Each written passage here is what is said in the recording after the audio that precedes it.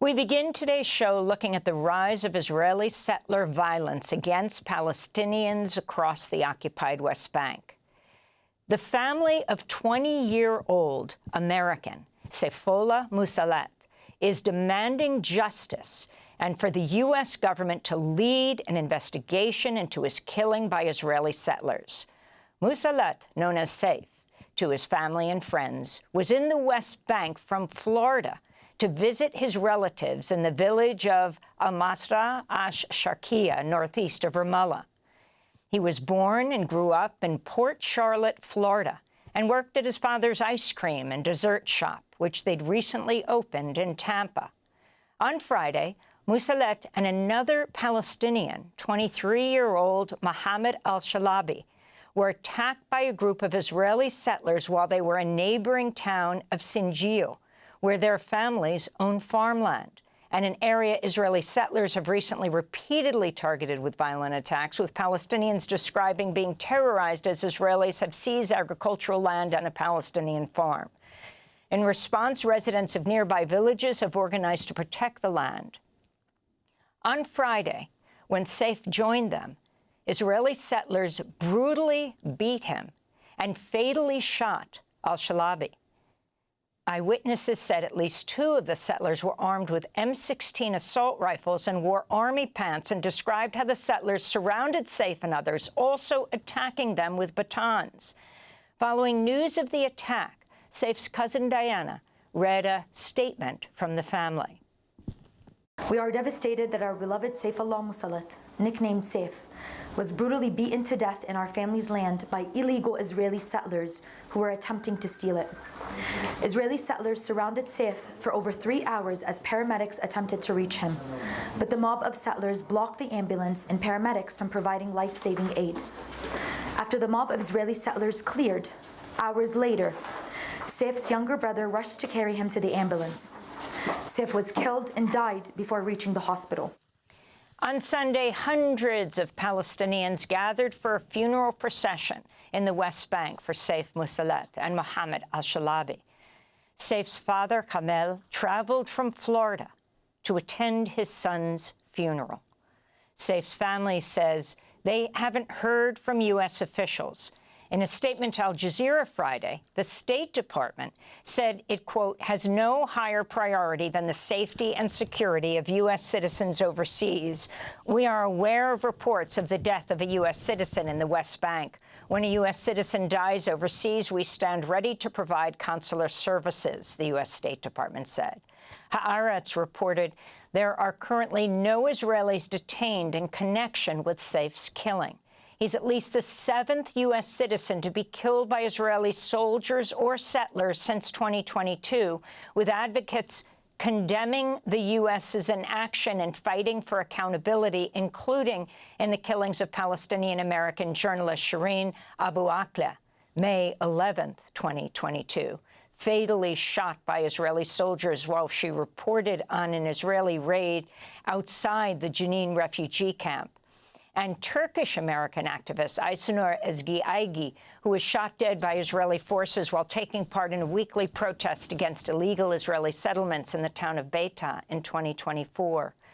Meanwhile, Al Jazeera reports Israeli violence has killed some 1,000 Palestinians in the occupied West Bank since October 23. For more, we're joined by 2 guests. In Jaffa, Jonathan Pollack is a long-time anti-Zionist activist and co-founder of Anarchists Against the Wall. He was injured Friday by Israeli settlers in the West Bank town of Sinjil when protesting just before Saif was killed. And in the occupied West Bank, we're joined by Nizar Milbas, a distant relative, a close friend of Sayfollah Musallet's family. Nizar Milbas is in the village of al-Masra ash-Sharqiya, northeast of Ramallah. We thank you both for being with us. Jonathan, as I look at you, you have a black eye. Can you describe what happened that day leading up to the Israeli settlers beating Saif to death? I can tell what I've witnessed, which is somewhat limited because I was attacked and detained very soon after everything began. myself and another a young Palestinian man were helping an older injured Palestinian man, evacuating him away from where settlers were attacking people. At some point, the settlers descended on us from above with batons and just beat us up. The young Palestinian man that was with me more than myself, and myself as well, as is very evident from the bruises on my face. It's important to note that there were Israeli soldiers there. They literally pried us from the settlers' hands while they attacked us while we were on the floor and they were on top of us. Despite that, they've chosen to detain and arrest us and do nothing with the assailants, despite having seen everything and despite having been there. We were detained there for a long time before being taken to the police station. And what we saw at some point is that all the settlers who were present, which were at least 24, entered their cars all at once and drove in sight, like while the soldiers see them, drove into the village. None of the soldiers had thought of stopping them or arresting them or doing anything else to prevent the lynch that took place afterwards, in which Sayfollah and Mohammad were killed. Later on that day, when we were already down the road, still detained, we at some point saw a convoy of at least a dozen settler cars filled with people passing after the lynch, passing by Israeli law enforcement, both like military, border police, which is a paramilitary force of the Israeli police, and regular Israeli civilian police. None of them had dreamed of stopping these settlers who had just been involved in killing someone, at least some of them, and even asking for their IDs. People often talk about settlers, about Israeli settlers and extremist violence, and it's important to me to convey the message that this is a red herring. This isn't an issue of some extremists, of outlaws acting outside the confines of Israeli society. The settlers and the military don't only work hand in hand, like it was evident from how our assault was treated and how the whole incident was treated. They are part and parcel of implementing the same policy of the Israeli government, of the Israeli regime, the policy of ethnic cleansing in the West Bank, the policy of employing as much violence as possible in order to remove Palestinians from their land. It was evident in the murder of Sayfollah and of Muhammad on Tuesday. It is evident in the ethnic cleansing of dozens and dozens of Palestinian communities from the West Bank since October 7th, 2023. And it is an extension of the genocide that Israel is perpetrating in the Gaza Strip.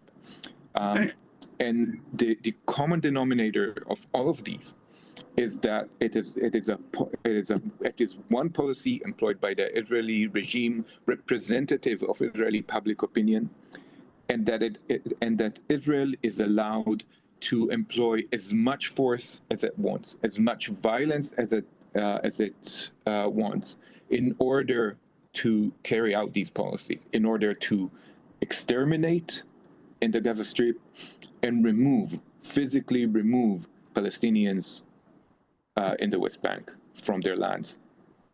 And Jonathan, when you were held by the Israeli police, what happened? How long were you held, and how were you treated by them? This isn't I'm sorry to say, but this isn't the question. The question isn't about me personally or how specific policemen or specific policemen in plural treated me. What I'm interested in talking about is the systemic nature of what is happening. So what is interesting in this case is that I was arrested with another Palestinian. While I was released very quickly, the Palestinian man was only released from court today, released by court from jail today.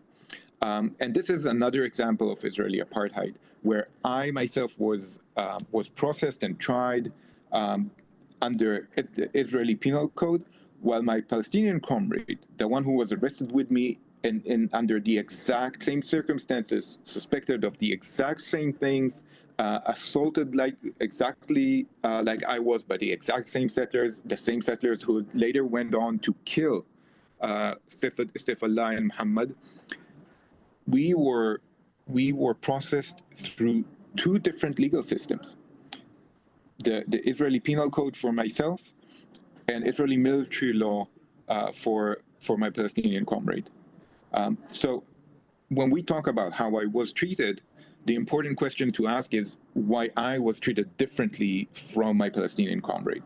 And what does that mean about the Israeli regime and the ability and need for it to be confronted not only from within, not only from Palestine, but also be forced into accountability from the outside.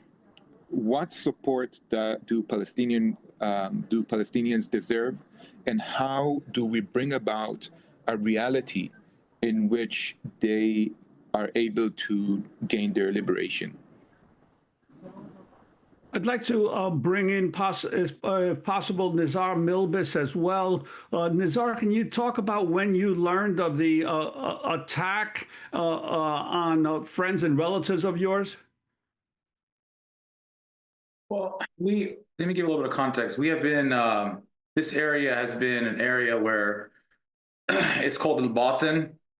It's on the outskirts of the town, and many of the landowners are American citizens, and we've been trying to reach, as you're aware, the settlers are taking over not only Area C, which, to give your viewers some context, Area C was an area that was allocated during the Oslo Accords, which was supposed to be part of a Palestinian state, but eventually the Israeli government allocated it, which a lot of the land is strategic land. It has some of high altitudes, very important security installations, and a lot of fertile land, farmland, and so in the past, I remember when I was living here in the 90s, when my parents brought us here to learn our culture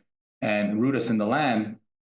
They would build communities in these areas that were quite a distance from our towns, but after the Oslo Accords, the areas A and B, which are supposed to be under that agreement, is supposed to be civilly and security-wise administrated by the Palestinian Authority. So even under Israeli law, they're not even supposed to encroach anywhere near this area. We've been hearing over the past, since October 7th, that they've been taking lands and encroaching and destroying property as they move towards Area A and B. But what really caught our eye is that which we never expected, given that our town and the surrounding towns have a large majority of American residents that have American citizenship. Our town in particular, the inhabitants comprise of about 60% American citizens. And the land in this particular area where this attack has happened, that happened on Friday, is on the outskirts of the town. It's an area that is has beautiful scenery, very fertile. Many of the landowners, it's one of the last havens that Palestinians have left to enjoy their time, given that the fact that Palestinians are not allowed to to enter so-called Israel proper. They can't go to the beach, they can't go to the springs, they can't visit the desert. So they're secluded in this area of the West Bank where they're not allowed to go to the Area C, which is some of the most beautiful parts of the West Bank. And so this area, the Batin, it's one of the last havens that Palestinians have to go to get away from their daily life and the daily lives of living under occupation, checkpoints, daily raids, and so what really got the galvanized the community is that this particular area, which we never thought that they would attempt to come to, they started coming over there and burning vacation homes, tents that the townspeople put up to go every Friday to go enjoy their time, barbecue. And so this has been going on for several weeks. And so recently, during the summer, a lot of the American citizens come to visit their property. So some of the townspeople had asked us to, because the people here, as echoing, the other guests, the Palestinians here have zero rights. They feel Nizar, we just have a minute, and I wanted to get to the issue of, in fact, Saif didn't die when he was being beaten by the Israeli settlers, but the fact that they wouldn't let the ambulance come. Can you talk about that for a minute? I was just watching CNN.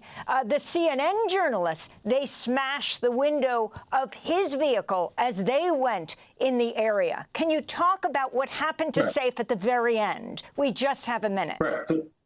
So what happened is I was getting towards the end of what had occurred that led up to that. So we've been going the past every once or twice a week to reach the lands, and every week it's been different. The prior week we had went with journalists. We had the townspeople calling the American citizens to go to their lands and just peacefully go on the lands without no one is armed. This particular time, some of the youth had ventured off into some of the areas, because you have, this is about around, I believe 1,000 dunams of land. So some of the youth, including Saif and Mohammad, as we were driving, on the road, they kind of deviated and went, to go to their part of the land. Very quickly, about the ambulance. The ambulance, actually, when we were going up, ambulances were coming down, and they were being attacked. Their windshield was smashed. They were given no deference to ambulances, to the press. And Saif, unfortunately, when he had tried to attempt his part of the land, they got ambushed. A lot of times the settlers, they know the area pretty well, and it seems like they staged they strategized their attacks. And he seemed to be alone with maybe another youth, and they got to him. He didn't attack them; he wasn't armed, and they just beat him. The autopsy shows head trauma to the back of the head, and a couple of hits to the body. Nizar, I want to thank you for being with us, and our condolences. Nizar Milbis, a Palestinian American, distant relative, close friend of Sayfollah Musallet's family. Saif's dad has just come in from Florida. The funeral was held on Sunday. And Jonathan Pollack, anti-Zionist activist, co-founder of Anarchists Against the Wall, injured on Friday, the day that Saif was killed by Israeli settlers in the West Bank town of Sinjil when protesting.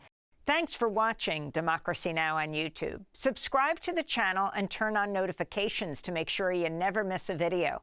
And for more of our audience-supported journalism, go to democracynow.org, where you can download our news app, sign up for our newsletter, subscribe to the daily podcast, and so much more.